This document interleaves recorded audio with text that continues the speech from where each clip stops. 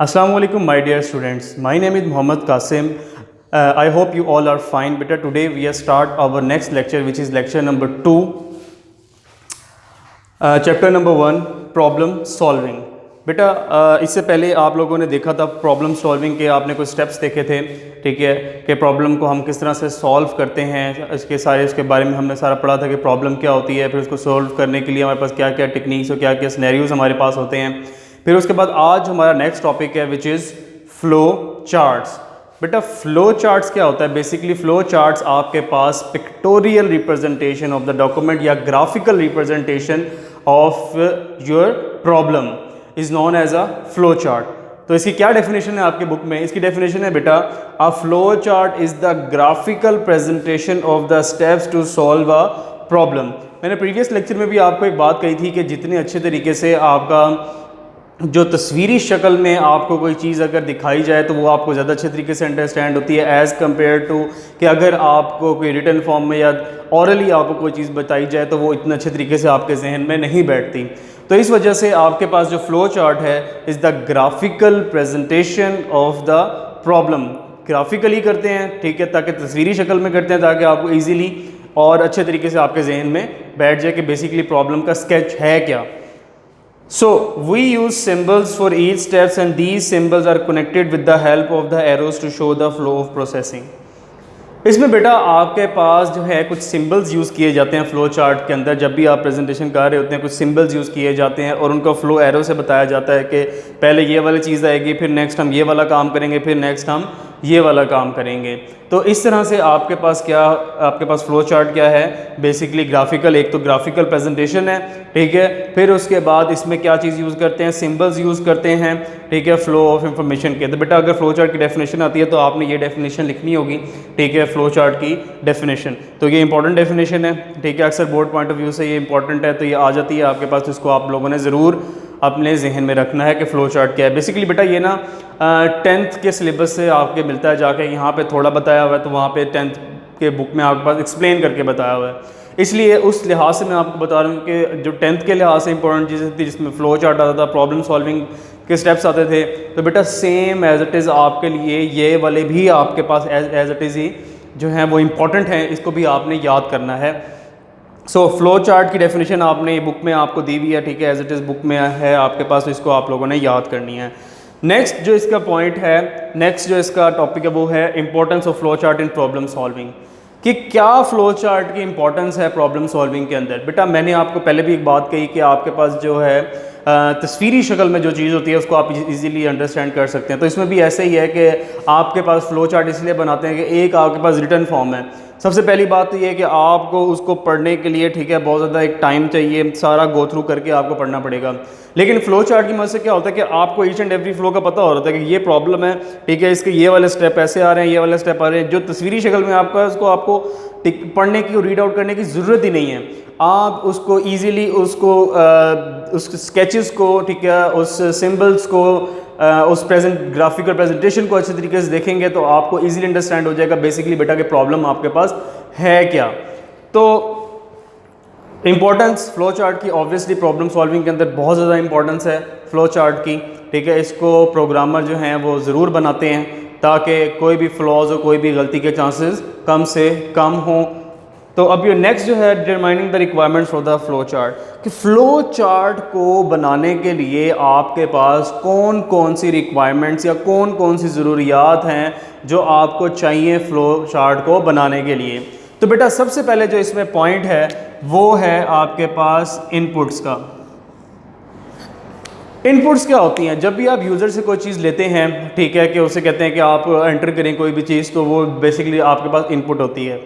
मैं आपको कहता हूँ बेटा आपने 2 नंबर्स को ऐड करना है किस पे? कैलकुलेटर पे। जैसे आप कैलकुलेटर को ऑन करते हैं तो वो आपसे पूछता है कि नंबर दबाओ। जब वो आपसे पूछता है कि नंबर, आप जब तक प्रेस नहीं करोगे वो नंबर नहीं दबाएगा, तो इट मीन्स वो आपसे इनपुट मांग रहा है। इनपुट जब आप 2 दबाएंगे that is your input, plus दबाएंगे दैट इज़ योर इनपुट, 2 फिर दबाएंगे दैट इज़ योर इनपुट, तो 2 + 2 इज़ इक्वल टू का बटन दबाएंगे तो 4 आ जाएगा। तो जो 4 है वो आपके पास आउटपुट है। इनपुट जो यूज़र देता है, जैसे इक्वल टू आपने दबाया 4 आंसर निकल आया, दैट इज़ योर आउटपुट। तो ये आपके पास बेटा क्या होता है? आपकी आउटपुट होती है।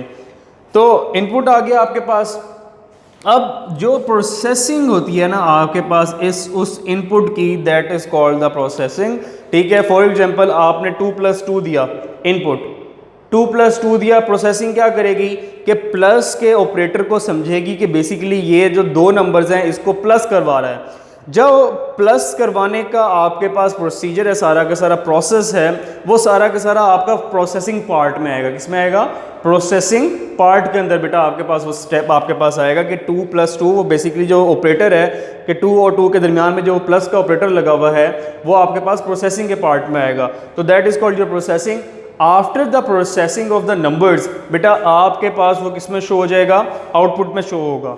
ठीक है, आउटपुट को हम नेक्स्ट देखेंगे। उससे पहले बेटा आपके पास जो स्टेप है वो आपके पास है डिसीजन मेकिंग का। डिसीजन क्या चीज़ होता है आपके पास? डिसीजन मेकिंग की बात हो रही है। डिसीजन आप क्या करते हैं? डिसीजन आप ये करते हैं कि अगर कोई भी दो बातों के दरमियान में आप उसकी इंफॉर्मेशन के बारे में कैसे भला, अगर आप कहते हैं कि दो काम है, अगर मैं ये करूँगा, ठीक है, अगर ये हो जाएगा तो ये करूँगा, अगर ये नहीं होगा तो मैं ये करूँगा। ये क्या है? बेसिकली ये डिसीजन है कि आप चॉइस पे छोड़ देते हैं कि ये वाला काम हो गया तो ठीक सही है, अगर ये वाला काम नहीं होता तो ये वाला काम करेंगे। तो डिसीजन मेकिंग भी यही चीज़ है आपके पास कि आप डिसाइड करते हैं कि either this one is functioning so we go over there, either this one is not functioning तो so we go over there. So this is called the decision making, कि डिसीजन मेकिंग आप flow chart के अंदर करते हैं। Next जो आपके पास steps आता है वो है आपके पास बेटा आउटपुट का। आउटपुट अगेन जो प्रोसेसिंग हो जाएगी सारी की सारी, उसके बाद जो आपके पास आंसर निकलेगा उसको आप बेटा क्या कहेंगे? आउटपुट कहेंगे। तो वो आपके पास आउटपुट में शो होगा। तो determine the requirements for the flow chart बेटा आपकी बुक में ये दी हुई हैं। ठीक है, इनपुट्स की डेफिनेशन, प्रोसेसिंग, डिसीजन मेकिंग और आउटपुट, इन सब की डेफिनेशन और छोटी छोटी सी एग्जांपल्स आपके बुक में आपको गिवन है। ठीक है, तो आप लोगों ने उसको जो है वो याद कर लेना एज इट इज़। और बेटा एक बात हमेशा आप याद रखें कि आप कोशिश किया करें कि याद करने के बाद ना आप लिख लिया करें। अगेन मैं आपको कहना चाहूँगा बेटा कि कंप्यूटर में कोई रटाइज़म नहीं है कि जो डेफिनेशन आपके पास है वो एज इट इज़ लिखनी है। जिसमें फिजिक्स है, फिजिक्स ने अगर एक लॉ न्यूटन ने कह दिया तो वो न्यूटन का law same to same word to word ऐसे ही लिखेंगे। तो बेटा सेम आपके पास यहाँ पे ऐसा नहीं है। यहाँ पे कंप्यूटर के अंदर बेटा आप लोगों को अगर कोई चीज़ अंडरस्टैंड आपने कर ली है, उसके कॉन्सेप्ट्स को बहुत अच्छे तरीके से आप लोगों ने समझ लिया है, तो बेटा आप अपने ओन वर्ड्स में भी वो कॉन्सेप्ट लिख सकते हैं। लेकिन शर्त ये है कि वो जो कॉन्सेप्ट्स हैं वो आपके सही होने चाहिए और आपकी इंग्लिश इतनी अच्छी होनी चाहिए कि एग्जामिनर को अंडरस्टैंडेबल हो कि आपने जो लिखा है उसमें प्रॉपर टेंसेस का यूज़ हो और वो आपको एग्जामिनर जो है आपके लिखी हुई चीज़ को अच्छे तरीके से समझ सके। तो बेटा ये आपके पास जो है वो फ़्लो चार्ट की रिक्वायरमेंट्स हैं कि क्या क्या चीज़ हमें चाहिए होती है फ़्लो चार्ट बनाने के लिए। तो नेक्स्ट आपके पास कुछ सिंबल्स हैं, इसकी अंडरस्टैंडिंग भी आपको बहुत ज़रूरी होनी चाहिए कि आप लोगों ने अगर फ़्लो चार्ट्स बनाने हैं तो इस सिंबल्स को आपने अपने जहनों में ज़रूर रखना है।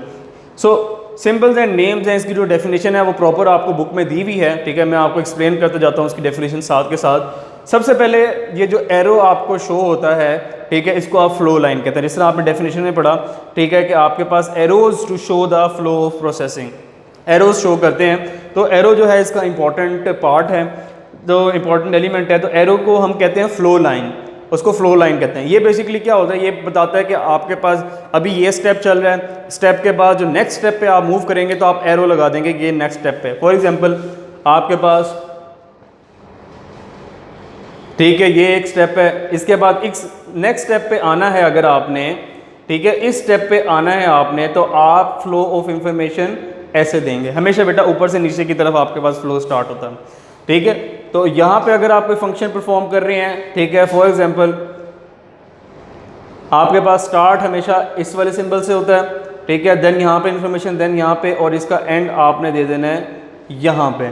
ये एक बेटा रफ स्केच है आपके पास फ्लो चार्ट का, कि आपके पास बताया हुआ है कि फ्लो लाइंस, यानी कि यूं करके आपके पास सारा प्रोग्राम जो है वो आ रहा है। नेक्स्ट में आपके पास क्या चीज़ यूज़ होती है? टर्मिनल्स यूज़ होते हैं। टर्मिनल्स मैंने अगेन बात की, ये जो आपके पास स्टार्टिंग और एंडिंग आपके पास होती है, ठीक है, इसको आप टर्मिनल्स कहते हैं। Terminals starting and ending, start होगा जहाँ से, ठीक है बेटा, और जहाँ पे आपके पास प्रोग्राम जो है वो एंड होगा, that is called your starting terminal and that is called your ending terminal. So next पे आते हैं आपके पास प्रोसेस पे। प्रोसेस आपके पास जो भी फंक्शन है, मैंने 2+2 की बात की, जो 2+2 है आपके पास, that is called your process. वो प्रोसेस के अंदर, प्रोसेस के सिंबल के अंदर आपके पास आएगा। तो अब नेक्स्ट जो आपके पास है डिसीजन। अगर मैंने बात की कि इफ़ अगर आपके पास ये आ जाए तो आप ये कर देना है, अगर ये वाली चीज़ आ जाए तो आपके पास ये कर देना है। इफ़ एल्स में भी यूज़ करते हैं, आपके पास ग्रेटर देन में भी शो करते हैं कि अगर नंबर ग्रेटर है तो आपका ये आंसर प्रिंट होना चाहिए, अगर नंबर ग्रेटर नहीं है तो आपके पास ये वाला आंसर शो होना चाहिए।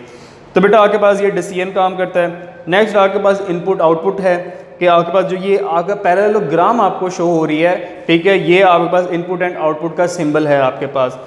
अच्छा, फिर आपके पास यहाँ तक हम ज़रा इसको करने की कोशिश करते हैं। फॉर एग्जांपल अगर मैं यहाँ पे एक छोटी सी आपको फ्लो चार्ट की एक एग्जांपल बनाकर दिखाऊं बेटा, तो सबसे पहले जो आपके पास टर्मिनल होता है वो बेटा आपके पास स्टार्टिंग होगी। सबसे पहले आपने स्टार्ट करना है टर्मिनल से, जिस तरह वो टर्मिनल आपको बताया हुआ स्टार्ट करेंगे। फिर उसके बाद जिस तरह मैंने कहा कि कैलकुलेटर पे आप लोग जिस तरह इनपुट देते हैं, इनपुट के लिए मैंने आपको कहा कि आपने पैरेललोग्राम यूज़ करनी है, पैरेललोग्राम का सिंबल आपने यूज़ करना है, ठीक है बेटा। तो पैरेललोग्राम आपने मैथ्स में भी पढ़ी हुई है कि पैरेललोग्राम आपके पास क्या चीज़ होती है। सो इनपुट आप यहाँ पे देंगे। इनपुट में बेटा, इनपुट में मैंने क्या दबाया था आपके पास, 2 दबाया था और फिर अगेन 2 दबाया था। अब बारी आ जाएगी आपके पास किसकी, प्रोसेस की। प्रोसेस जो है हमेशा रेक्टेंगल ब्लॉक में लिखेंगे। किसमें लिखेंगे बेटा, रेक्टेंगल ब्लॉक में लिखेंगे। तो यहाँ पे प्रोसेस होगा 2+2 का, ठीक है। तो यहाँ पे आपके पास प्रोसेस होगा। अब जो इसका आंसर निकलेगा उसको आपने अगेन एक पैरेललोग्राम बनानी है, उसके अंदर आपने यहाँ पे इसका आउटपुट जो है वो यहाँ पे शो होगा विच इज़ 4, ठीक है। और एंडिंग आपके पास इसी फ्लो लाइन के साथ आपके पास जो ये टर्मिनल आप लगाएंगे, ठीक है, थोड़ी सा आपके पास कर्व फॉर्म में है, जो ये आप टर्मिनल बनाएंगे बेटा, ठीक है, यहाँ पे आपके पास एंड हो जाएगा। तो इस तरह से आप बेटा बेसिकली क्या करते हैं, फ्लो चार्ट को डिज़ाइन करते हैं, ठीक है। तो ये जो आपके पास लास्ट सिंबल आपके पास रह गया है ये कनेक्टर का है। जिस तरह मैंने आपको बताया कि डिवाइड एंड कंकर रूल जैसे पिछले वाले हमने टॉपिक में पढ़ा था, उसमें क्या हमने देखा था बेटा, उसमें हमने देखा था कि आपके पास जो बिग प्रॉब्लम होती है उसको आप सब प्रॉब्लम्स के अंदर डिवाइड कर लेते हैं। तो बिग प्रॉब्लम मतलब कि अब एक बहुत बड़ा आपके पास सॉफ्टवेयर है, तो फ्लो चार्ट अगर बनाना है तो मुश्किल हो जाएगी बेटा आपके पास कि इतना बड़ा और इतनी लाइंस का फ्लो चार्ट बनाने से बेहतर ये है कि आप छोटे छोटे से फ्लो चार्ट बना देते हैं और उनको इन कनेक्टर्स के जरिए क्या कर लेते हैं, कनेक्ट कर लेते हैं। बाद में एक प्रोग्राम बनाया, एक फ्लो चार्ट बनाया, फिर उसको कनेक्टर से कनेक्ट करके दूसरे फ्लो चार्ट के साथ क्या कर दिया, ऐड कर दिया, ठीक है। फिर 4 और बनाए, फिर एक कनेक्टर लगाया और चारों को कनेक्ट कर दिया। तो इस तरह से आपके पास जो है वो बिग प्रॉब्लम को सब प्रॉब्लम में करने के लिए आपके पास जो फ्लो चार्ट को छोटे छोटे फ्लो चार्ट्स बनाए जाते हैं, उनको कनेक्टर के जरिए आपके पास कनेक्ट कर दिया जाता है। तो बेटा ये आपके पास कुछ सिंबल्स थे, ये आपने एक छोटी सी एग्जांपल देखी।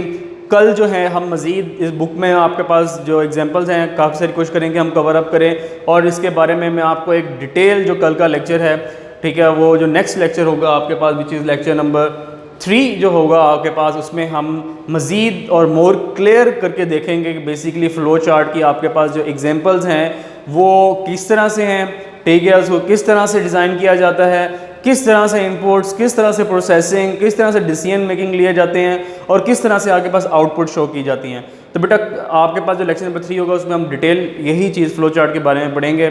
उम्मीद है बेटा आपको आज का लेक्चर जो है वो बहुत अच्छे तरीके से समझ आया होगा। ये one of the important lecture है इस चैप्टर का, आपने इसको अच्छे तरीके से पढ़ना है, अच्छे तरीके से समझना है, ठीक है बेटा। तो दैट्स ऑल फॉर नाउ। अपना ख्याल रखें, अपने बड़ों की इज़्ज़त करें, अपने वालिदैन का एहतराम करें। थैंक यू बेटा, अल्लाह हाफ़िज़।